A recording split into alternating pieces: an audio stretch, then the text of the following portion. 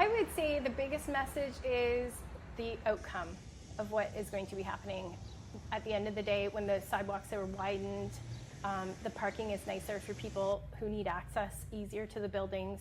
It's not going to be hard to back out like it was previously. And having the nice trees, I think it's going to be the look and the feel of more of a walking downtown.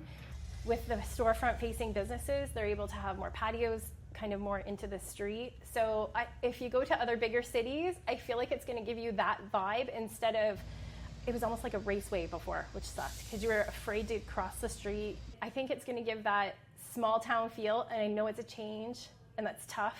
It's very tough. It's tough to watch. But that being said, even with the dig happening, they've opened up the water raceway, which is actually under this building here at Stillwaters, and they opened up in the middle of the street, and you could see the actual water raceway that used to flow underneath here, which is kind of neat, and it's our history too. I didn't know about it until my dad started talking about it, and they used to do the firefighter drills down in there, which was kind of cool because he was a volunteer firefighter back before I was born, and this fire station was downtown here, which is crazy. Mm-hmm. This is never going to happen in our lifetime again. That being said, why they're actually doing the dig, and the reason is they're putting in the filtration system that's going to filter out all the road salt and whatever out of our drinking water.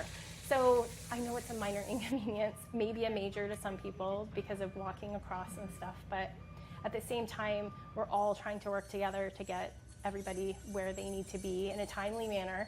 The BIA essentially is a group of business owners in the downtown core. There is actually a limit, and we are here to support and help businesses thrive and stay alive, which is tricky actually right now with the dig happening, but they do have different members who have stepped up, and they're in different groups, and they're helping promotions, which they have had a lot of different promotions on Saturdays. A lot of businesses are trying to stay open later, till 8 or 9, as per restaurants staying open, because people would come out of the restaurants and have nowhere to go, which is really helping retail spaces.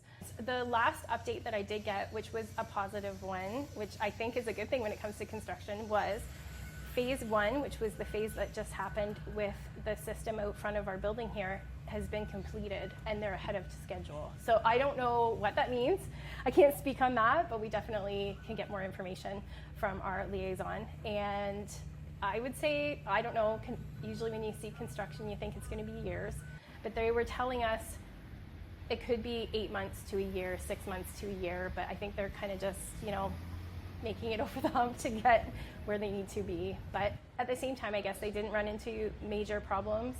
I think the other thing is there's a lot of things that happen in a dig like this that we don't even know are happening. Having a little grace for what's happening. Of course, everybody wants this done quickly, so do the construction people.